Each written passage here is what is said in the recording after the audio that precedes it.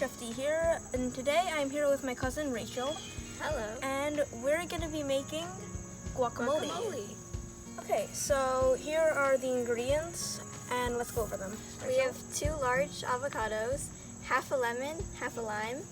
We have, instead of onions, we're going to use scallions, and we have some cilantro and a tomato.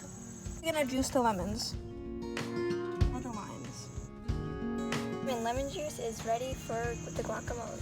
So I've cut these avocados in half, and now I'm just going to take this knife and I'm going to hold my avocado that has the seed in it, and I'm going to 1, 2, 3 and twist it, and it comes right out.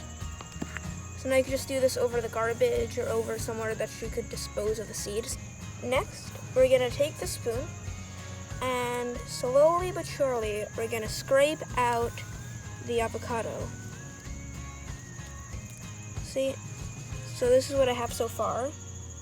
So I'm going to pour that into the bowl, just like that. And I'm going to do that with the rest of the avocados.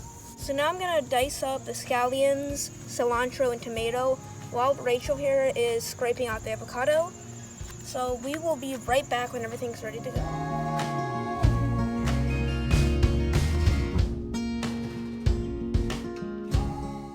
Now it's time to put everything together.